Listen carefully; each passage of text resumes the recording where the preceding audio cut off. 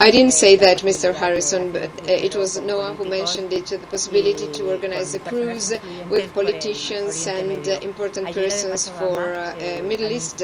Yesterday, the President Barack Obama said that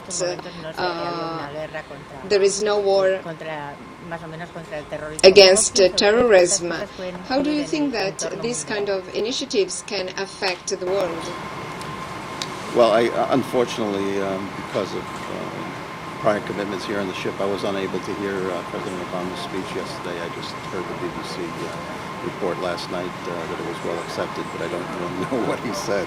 So it's very difficult for me to comment on what he said. I could say that Noah clearly has a desire and an ambition to see peace in the Middle East. I think everybody feels the same. I was, as you know, born in Tel Aviv, so my entire lifetime, the country I was born in was in a state of war, and unfortunately I'm not as optimistic as Noah, and I'm afraid that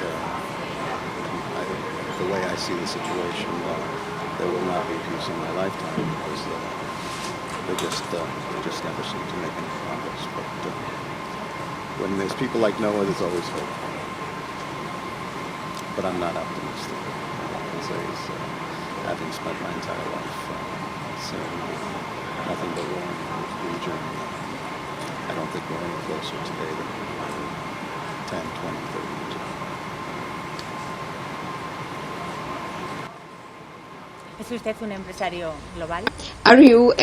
You are a global entrepreneur. You have interests in all over the world, and I would like you to tell me something about this dramatic crisis affecting the whole world. In some way, you that are one of the leaders of the world economy, how is it that you did not foresee it? Or another question, when this happens, nobody can foresee them. Yeah, I don't know that anybody did foresee it. I mean, there were a few doomsayers on financial television that were making statements about this already a while ago, but there were very few, and very few people listened, including me. I was much more optimistic. I did see that a weakening economy coming maybe early last year, but had no sense of how deep and how bad the financial crisis would be. We feel it much more in a few locations in North America in particular, and in Spain, where the situation is quite bad. In the rest of Europe, actually our business is quite normal. And in the UK, it's somewhere in between. So it is a global situation, but it is being felt quite differently in different locations. And I must say, here in Italy and also in Germany, we continue to do reasonably well, while in North America and Spain we're really struggling.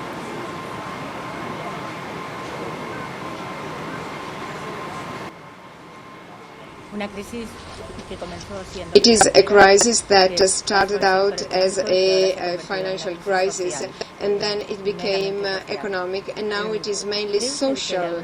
In your opinion, entrepreneurs like yourself can say that we are going to begin a new kind of behavior in the world, a new kind of consumers' behavior?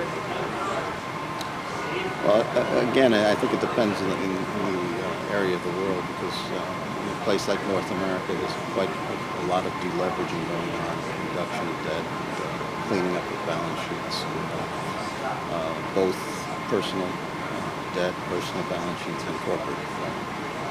And this will be painful for some time. How long, nobody knows.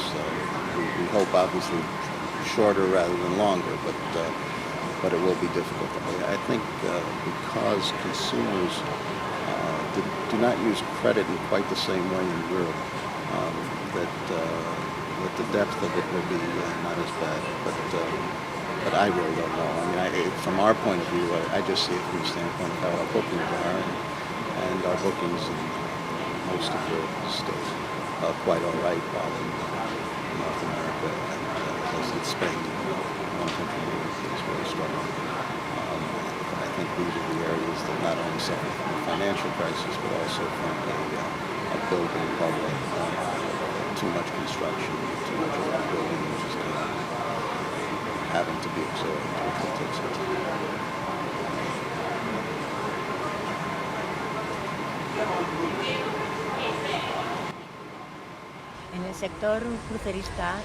What about cruise, Mr. Harrison? Almost all companies and their trademarks decided to have a similar policy. They decreased prices and adopted some measures that seem to be quite clear, quite logical. And they, in a way, try to dampen the crisis. How can you consider it medium and long term? Do you think that it's possible to go back to a former situation? Maybe my question sounds a little bit strange since we are speaking of crisis, but how can this new policy adopted by cruise companies affect the future of companies? Well, I think all the new pricing means is that consumers are reaping huge benefits of getting very, very high quality vacations at a very, very low price. From an economic point of view, it makes investments like these ships quite difficult because returns will not be what we were expecting at the time. But it is absolutely fantastic for the consumer, because they're now able to get really very, very good quality vacations at a very, very cheap price. That will only change when demand increases. At the point demand increases and we're able to start to raise prices to a more normalized level, we of course will. But as long as demand is weak, because the economy is weak, because of employment, there will continue to be bargains available for the consumer, and they will enjoy very, very inexpensive quality vacations.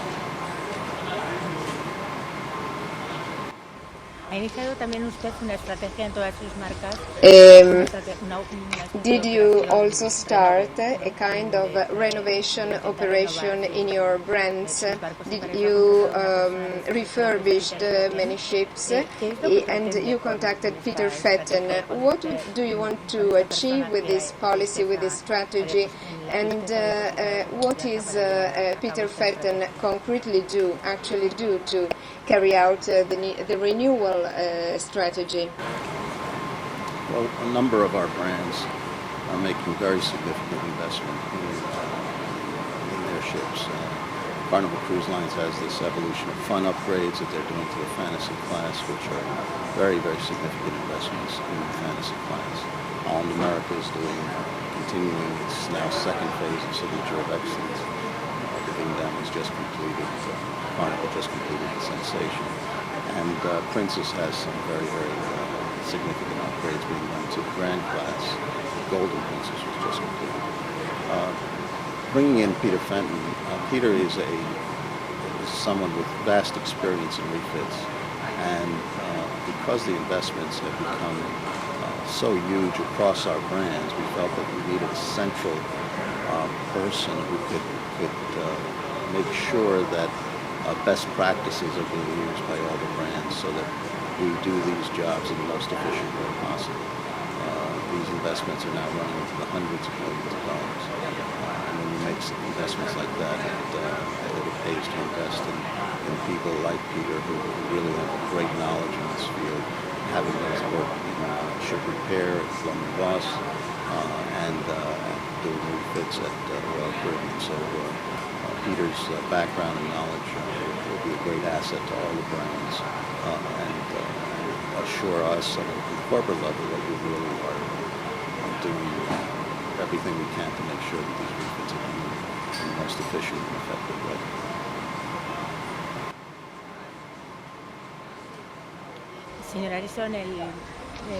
Mr. Harrison, The present war for cruise market is being fought in Europe, or is it still in the States? I don't like using war metaphor because there are people dying every day in real wars. So I prefer to say that the competition in the cruise industry and in the vacation business in general is extremely heated right now because demand is weak. And so when you have people who supply vacations, whether it's tour operators, hotels, or cruise companies, and demand is weak, they will compete more heavily. And I think it's important to continue to invest significantly in marketing in events like today. I think it's very important, and to continue to invest in the product and not cheapen your product in any way during these periods, because that is the tendency of the lower price. Sometimes people cheapen the product, and that's totally against our philosophy. Now is the time really to invest in the product and make sure that it's of the highest quality. And as I said, that people are just getting great vacation gardens. Because when times are better, they'll remember and they'll come back.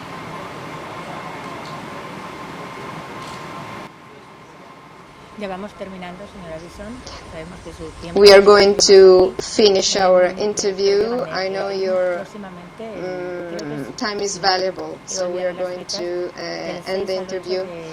I think that between 6 and 8 November there will be a conference of cruise experts in Barcelona, and you confirmed that you will be there. I would like that you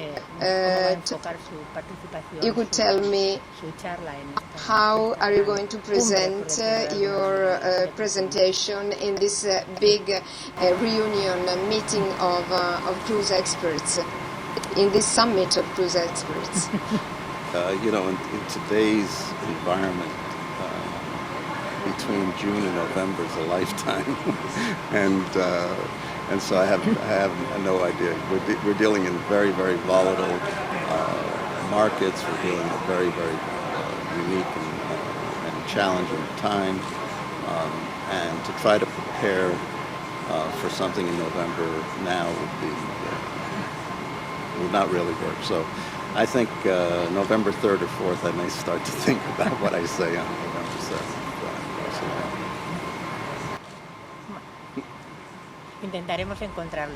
Well, we'll try and find you in Barcelona. Mr. Arison, times of great crisis correspond to times of great opportunities, especially with entrepreneurs who did their job well.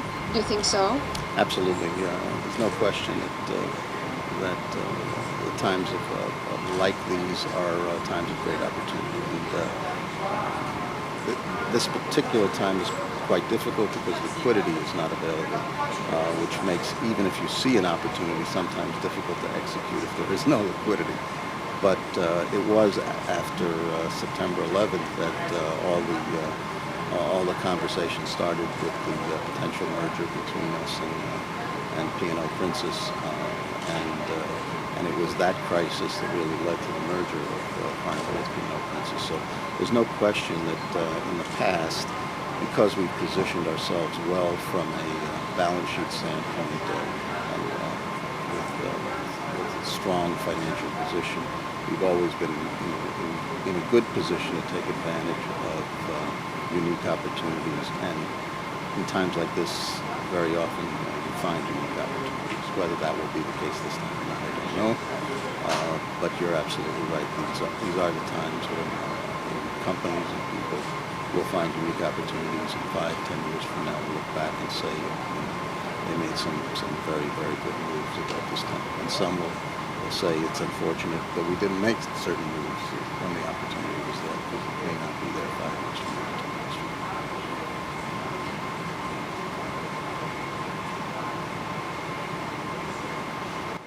No me puedo creer que usted se eche atrás ante No puedo creer. I can't believe that de una you gran don't adquisición, accept fusión, the joint challenge venture, of a cualquier merger, tipo of de an operación acquisition, financiera. Creo que a usted le any gusta el kind riesgo. of financial operation. I think you like challenges and risks. No, I agree, I do, but we today have about 50% of the world market share, and antitrust regulators normally don't appreciate companies trying to acquire when they have 50% market share of something. So while opportunities may be there for us, acquisitions probably are not one of them because of the antitrust position. Although we just, as you know, in Spain, we just recently agreed with Arizona and acquired the final piece of cruceros that we didn't own. That's a very small deal, but other than that, it's very difficult to imagine any major merger or acquisition. I just don't think we'll be able to pass the muster with antitrust regulators. Señor Arison, ¿ha hecho usted incluso Mr. Harrison, esto que es su ojito derecho, you also have a very special jewel in your crown, which is your basketball team, and they are saving too. The basketball team is saving too. Is it a matter of principles or is it a need? Well, I enjoy the game and I enjoy the competition. We have an exciting, very young team that at least made the playoffs this year. We're making progress. And when your team is winning and you have players like Dwayne Wade, who's just marvelous to watch and enjoy, it's an effective release. You know, it allows me to compete and enjoy something that is different from our day-to-day business situations.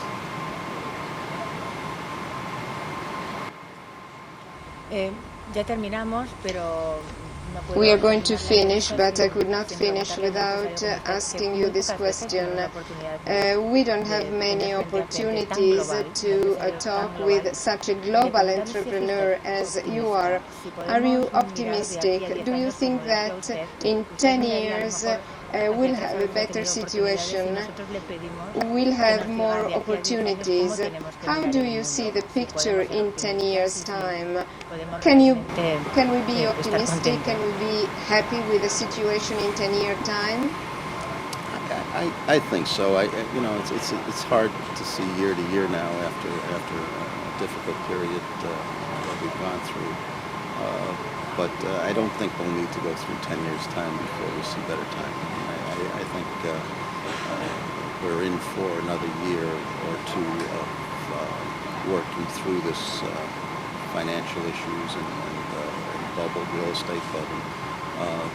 But I think after a year or two, so much is being done. There's so much more sophistication in governments and government central banks and how to deal with these kinds of things that I think in 2 or 3 years' time we'll see a much better situation.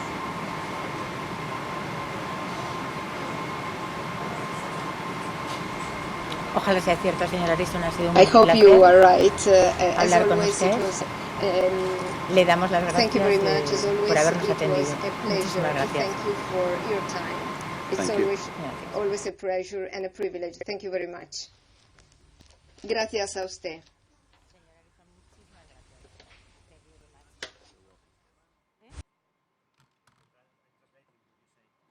Bueno, al final hemos conseguido hacer la entrevista.